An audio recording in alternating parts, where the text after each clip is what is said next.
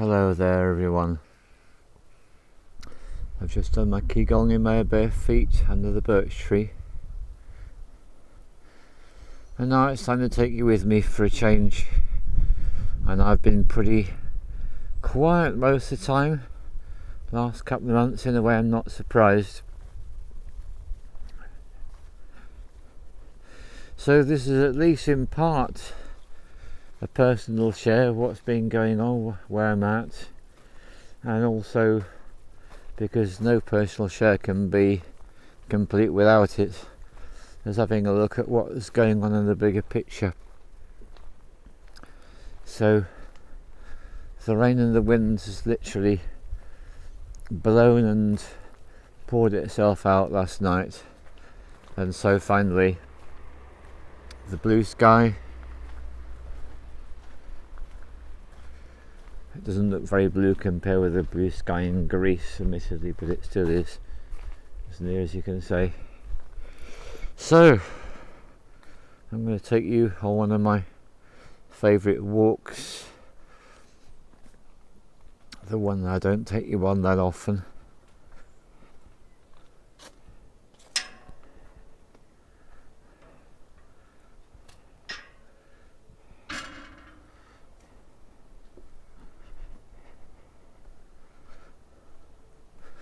So the great news is that we finally found ourselves a new home, and it's been such an extraordinary, strange and nerve-wracking business that when I finally got the news that it was happening, I felt like, let's just be a bit more sure, because that has been extraordinarily difficult. Effectively, it's been 2.5 months, because we started pretty much as soon as we got back from Tenerife, the end of August, and renting a house or renting anywhere in the UK is now an extraordinary experience. It's Byzantine, which is a way of saying absurd in terms of complexity, with all sorts of administrative bollocks that you just can't even begin to imagine that they've thrown into the whole thing.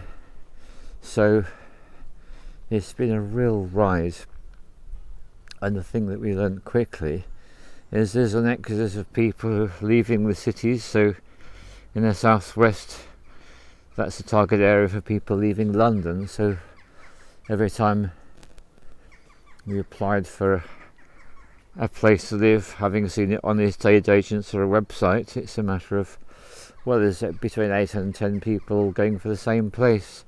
So it's like a lottery, it's like gambling, and you have to offer them more and more outrageous inducements to persuade them to even consider you.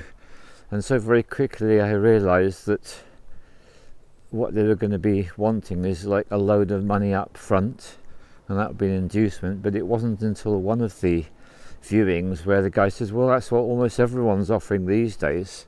So if you haven't got 6 months to 12 months rent in advance to offer, then that's a really black mark against you. I mean, how insane is this? What about people who don't have that amount of money? So mercifully, because the flat is sold, I've been able to access sufficient funds to be able to do this. But what was happening is every time we view a place, put in an application where they ask you so many personal questions, it's really obscene and disgusting. They just want to know absolutely everything about you that you would want to say, well, that's none of your business actually. From personal habits, which is just sick, down to exactly how much money, what you're doing for a living, everything. And so we've been unlucky. Over and over and over again we've been unlucky in our gambles. We've looked at shared ownership where you put a certain amount of money down, and instead of paying a mortgage you pay a proportion as rent. But it was always the same. Great application, sorry, not today. And so that's the way it's been. And it's been well disturbing, as you can imagine.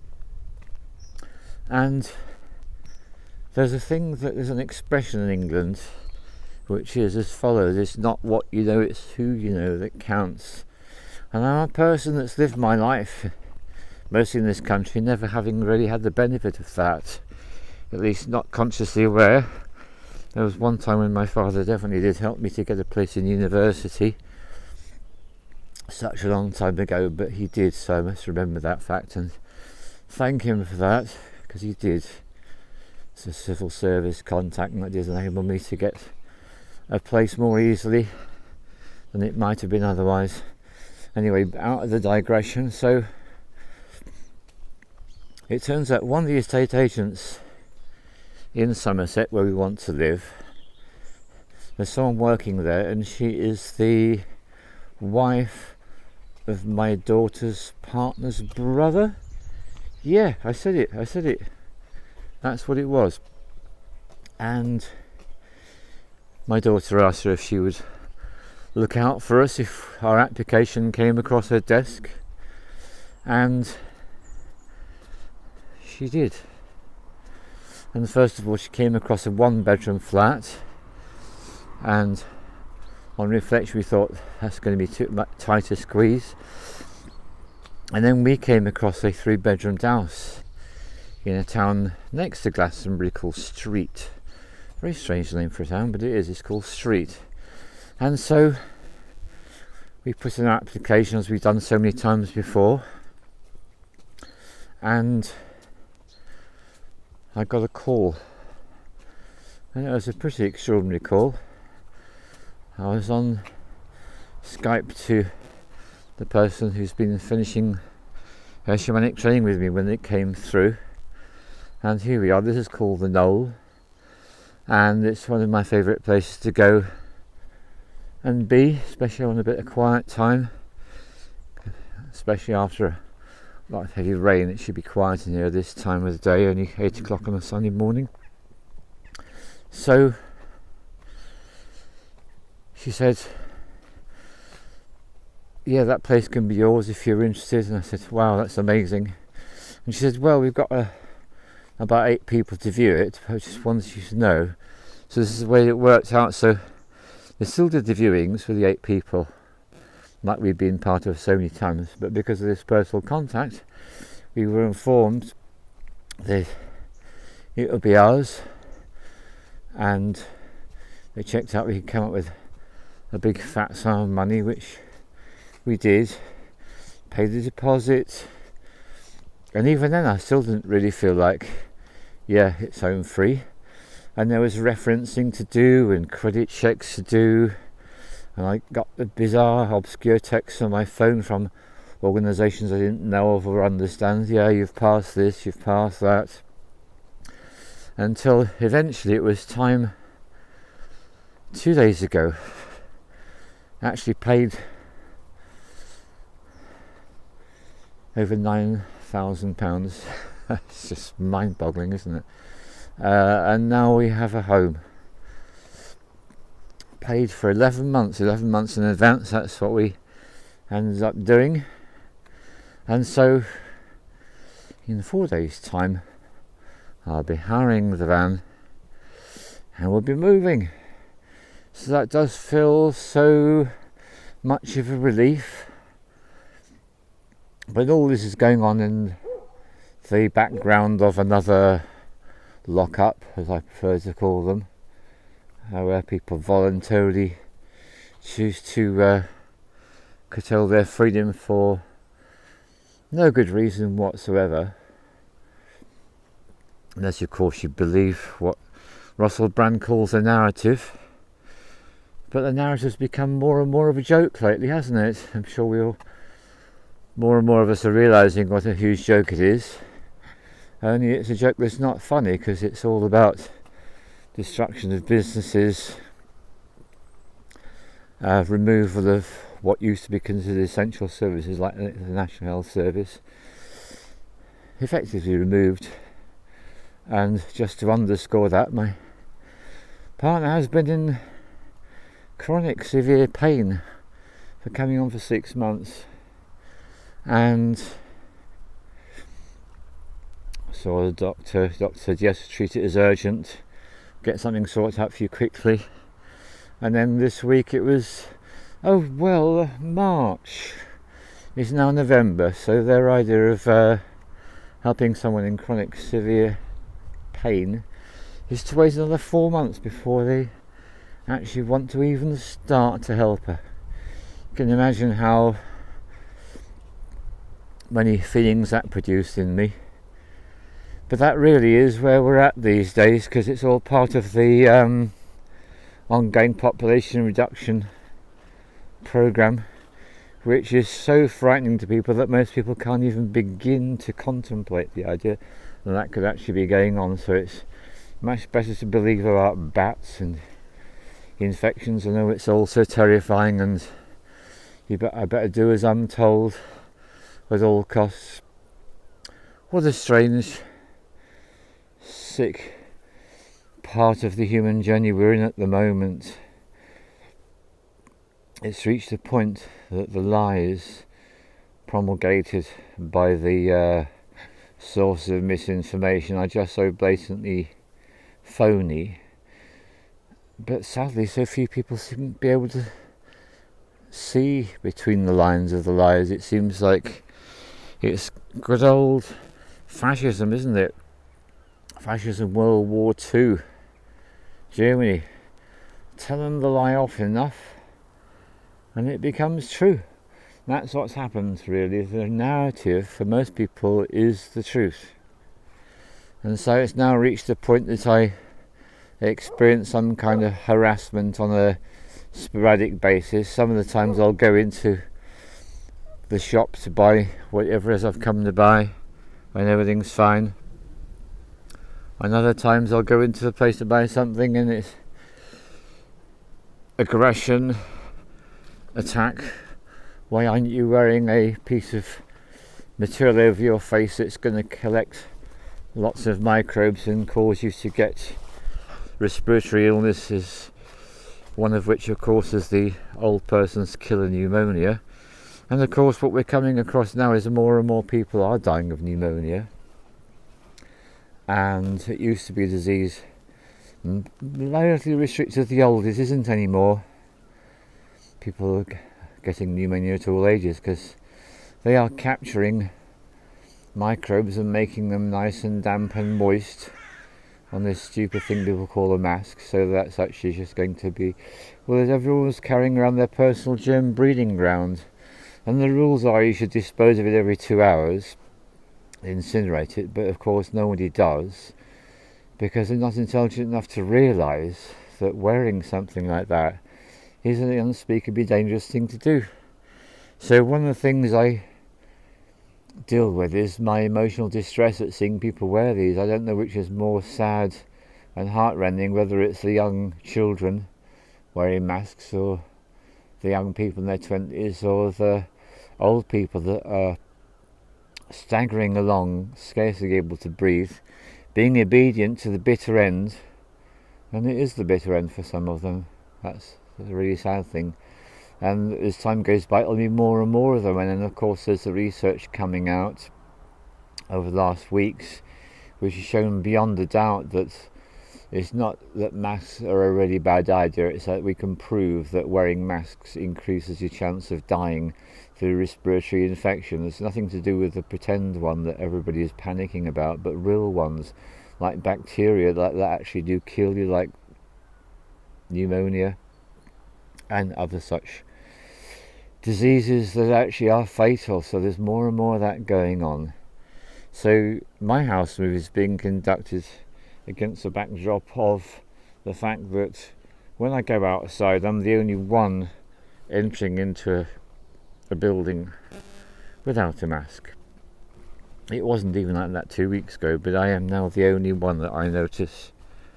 So what a wonderful job the mind control program is doing. And then there's something I do want to share with you, which is I ended up visiting family recently and I watched a film called Waterloo, and it's an old one from 1970 with Rod Steiger playing the part of Napoleon. and Christopher Plummer playing the part of Wellington. And it was a real one of those moments films, because what I saw, of course, thousands and thousands of people dressed up in silly uniforms, the French on one side and the British and the Prussians and some others on the other side, and they were fighting a Napoleonic battle. And that means that people wear incredibly uncomfortable silly clothes, and regardless of the weather or the environmental conditions, they get together in huge organised ranks and they march towards the enemy, and the enemy does its best to destroy them with cannon fire, and it's happening on both sides. And you can see how they're all completely hypnotised. They're given a shot of alcohol before the battle starts. In more modern times, amphetamines are given, of course. So they're given a simple drug to shut them down, and then they're going to go in and get maimed and killed and suffer unspeakable agonies, and they're going to do the same thing to people on the other side wearing a different colour uniform. And there's a particular point in all this when one of the soldiers out of all these many, many hundreds of thousands, he suddenly wakes up. What the hell am I doing here? And he throws his gun down and he starts shouting at all the people around him. Have you gone completely insane? What the hell do you think you're doing? And of course they carry on being slaughtering. They take no notice of him whatsoever because they're fast asleep. They really are so fast asleep. They have no idea that the guy is waking up, and they've no idea they're fast asleep. And so that's what I see. I see people around me fast asleep, and I am so looking forward to moving out of this area, because that's how it is here. They're all fast asleep. There must be a few, but I don't get to see hardly any of them. And moving to an area where there's going to be more people awake, so that's going to make me feel so much better. I'm going to be able to be a lot more use there. And one of the things I realised, I've said this before, I'm a trained microbiologist. I know that wearing a mask increases your chance of death. I know that social isolation compromises your immune system, increases your chance of sickness and death.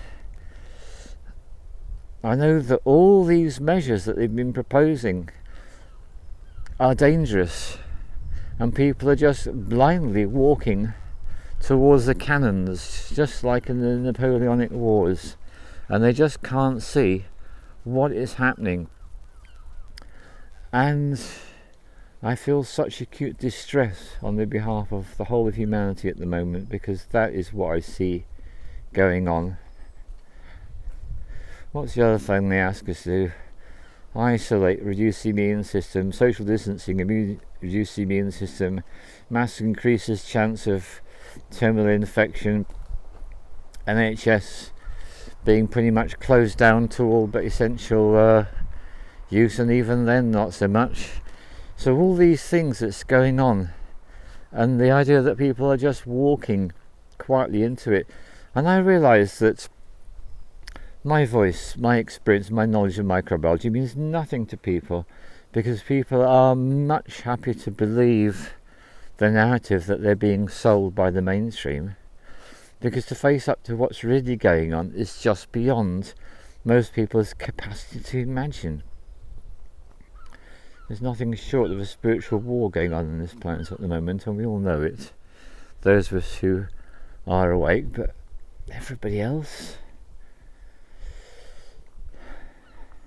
And then there's been a few wonderful signs. Police in Italy suddenly joining the protesters, realising this is a crock of shit. You've got doctors in different countries in the world that are completely openly saying it's all nonsense. British Medical Journal is one of the most respected institutions in the UK in terms of doctors and publication. It's all in there. articles about government, mind control, manipulation of science for false ends, manipulation of science and medicine for profit.